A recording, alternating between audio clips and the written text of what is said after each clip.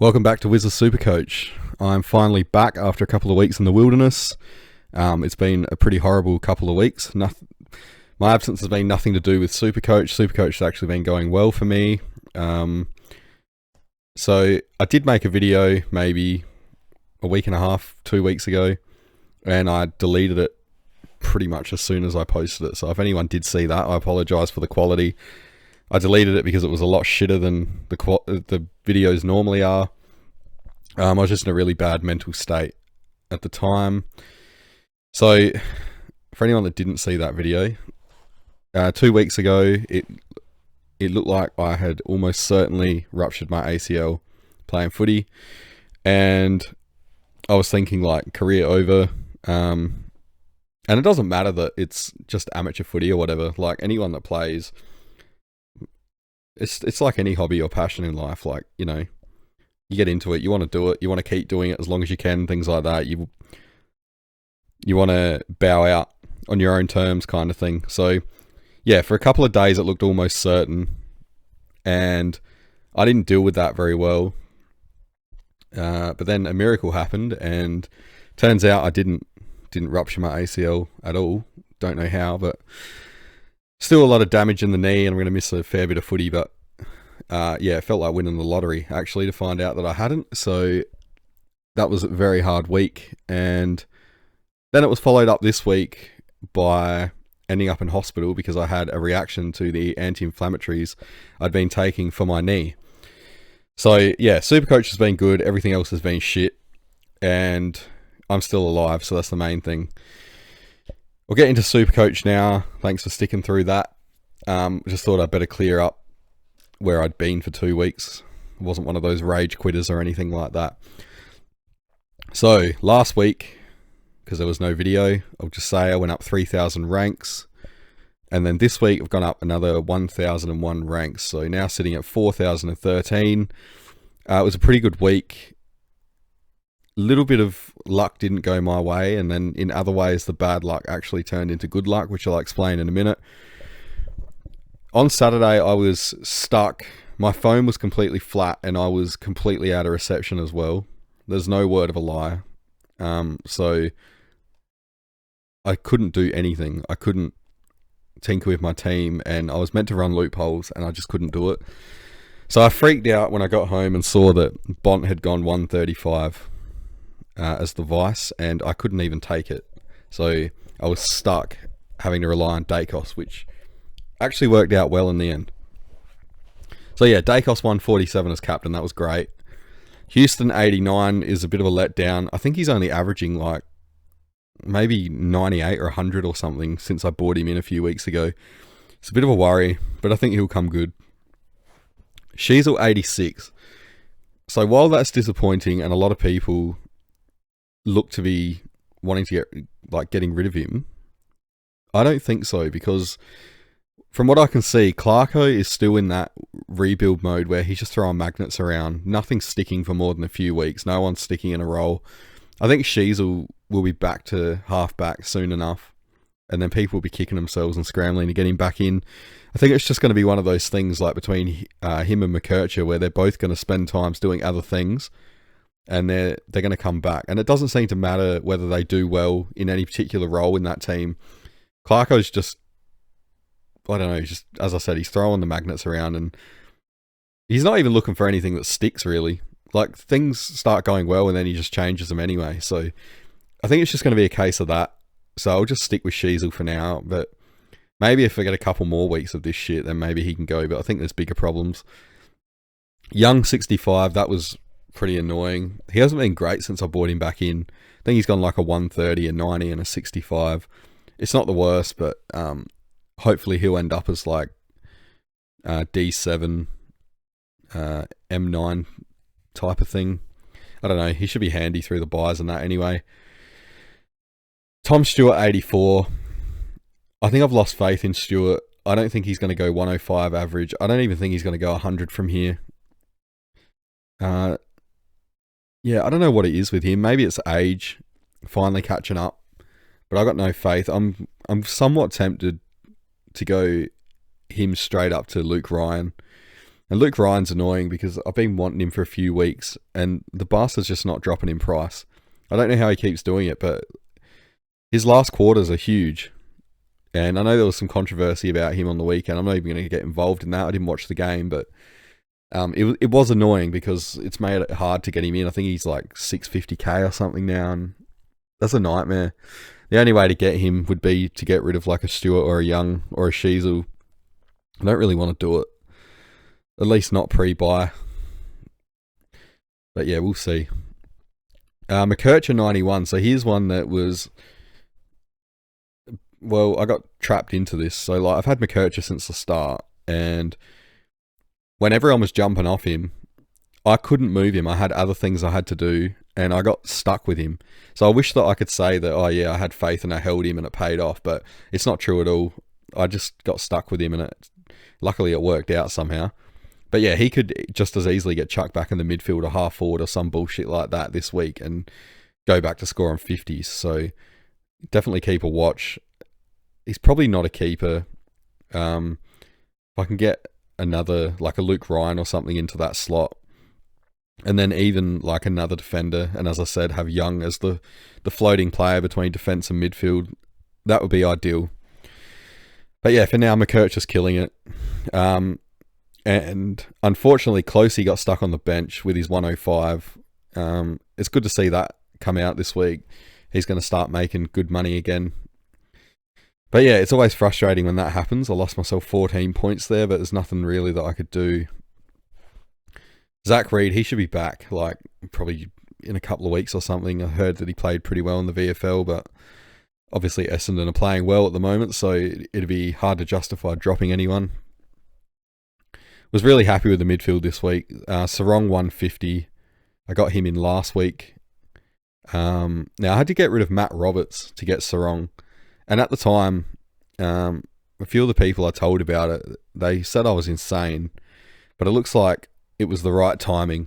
And then again this week, I got rid of Harley Reid. Because I had no faith in him anymore. It was a gut feel. Now, I know that this could easily change, but right now that's looking like the right call.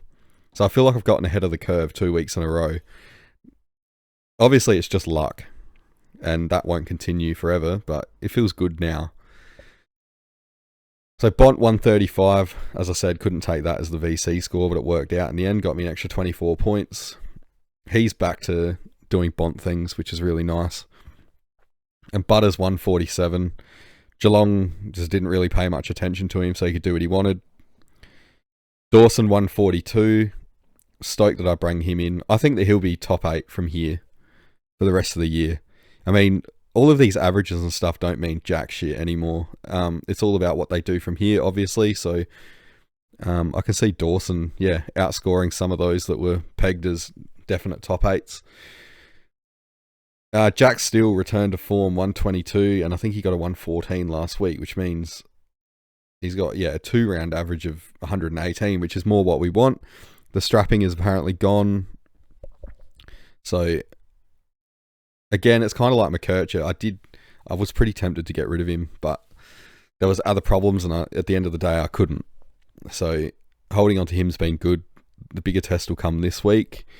Crouch 112, and he had a big one last week, so that he's been really good. I'm glad I gave him an extra week when I was tempted to get rid of him as well. Green 116. I didn't even think he was going to play this week. I was almost certain he'd be laid out, and it was just mind games from not Leon Cameron, Adam Kingsley. But yeah, he played, and 116 was pretty good considering he was probably still a bit sore.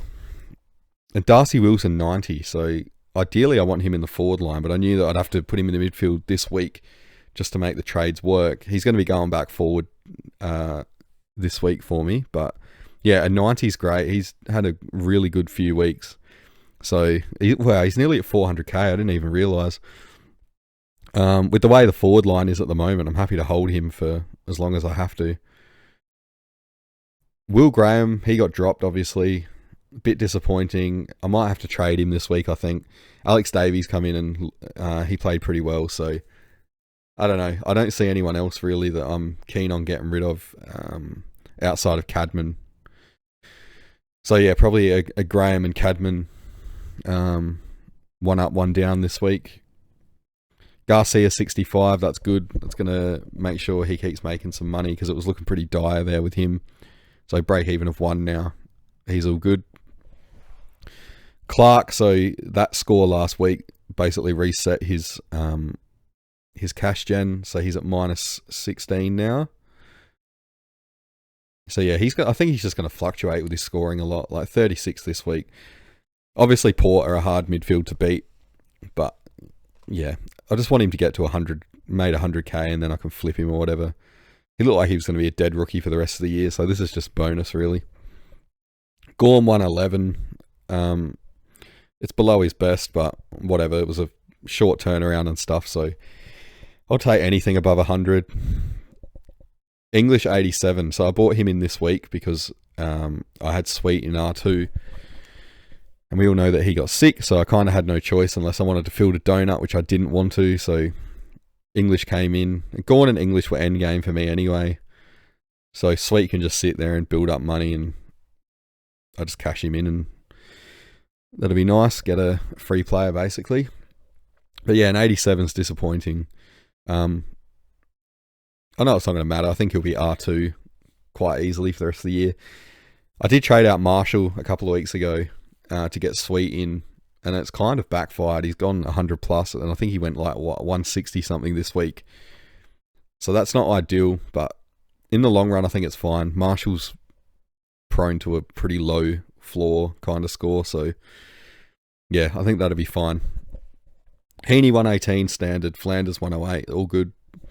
560. I'm happy to hold Fife. I know some are jumping off him, that's fine, but I don't feel like there's too much in the forward line that's obvious to go for right now. And also, Fife looked pretty distraught about Cam McCarthy, so maybe his mind was elsewhere during the game. That's fine, he can have another week. Darcy 113, that's huge. He's bought himself an extra week or two in the team, but yeah, he will have to be upgraded eventually because, well, he's not a consistent scorer, and frankly, anything to do with Bevo, apart from Bond, you don't really want in the team, I guess. Oh, in English. Speaking of Bevo, the next guy, Garcia. Now, he was obviously a very dangerous pick, and I got him because I kind of had no choice. It allowed me to get the upgrade that I wanted. And I thought if I could get, 100k out of him, that would be good. He's turned out to be really good. I think he's gone 80 twice, and the other was 60s. So 82, 64, 66, 84. This feels a lot like the Sharp pick. I went Sharp over Carroll, and at first everyone was saying Carroll was the pick. Sharp ended up being a much better pick. Yeah, so while a lot of people just avoided Garcia and got other forwards, I think Garcia so far has turned out to be a pretty good pick. Like, he's already made, over 100k, and he's still got a break even of minus 14, so that's worked out really well. Again, it's probably just luck. Like, he hasn't been bevoed, Libba's gone out the team, things like that, but yeah, I'll take it. Jones 38 is a bit disappointing, but I guess it comes with the role. We'll get him off the field this week. Obviously, Cadman's going out after his massive score of 12. So, yeah, that's the team.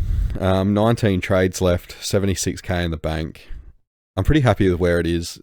If I'm honest, the thing I'm worried about most is my defence. Having Sheasel, Young and Stewart is quite scary at the moment. I wish I had Ryan. Nick Martin, I know he had a lower game this week, but he would be ideal over Young, I think, because he can play that same floating role if needed.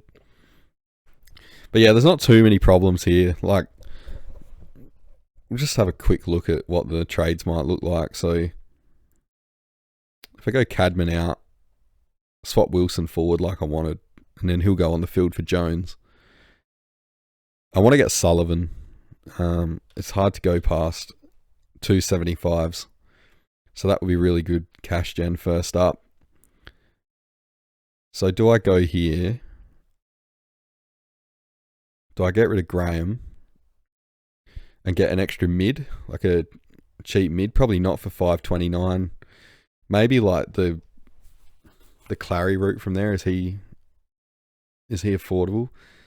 I haven't really looked at trades, so just bear with me. There's not going to be too much there for 529. I think in the middle. So I could get Clary, but I'm not really keen on him. I think Petrarca's about 550, isn't he? Yes, I can't get him either.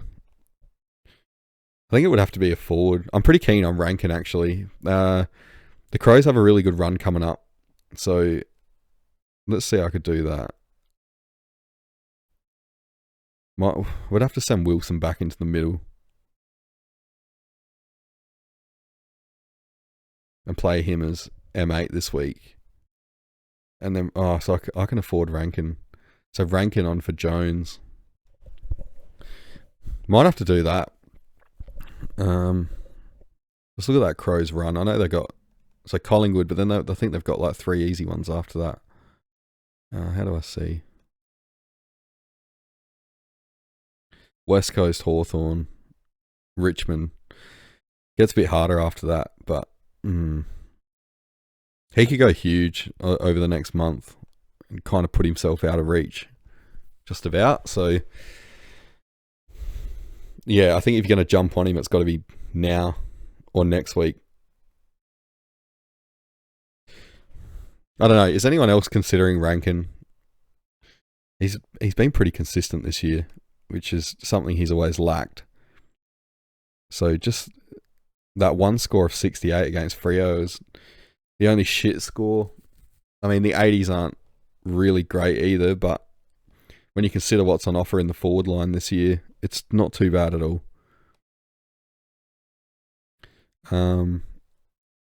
Yeah, I'll have to have a look at that. I'll make a video maybe like tomorrow or something after I've looked at trades properly and have a look at captains as well and all that kind of thing. I want to start trying to put out more videos. It's just hard, life gets in the way and trips to hospital and bullshit like that. But yeah, if you've sat through it this far, thanks for watching, and I'll see you in the next video.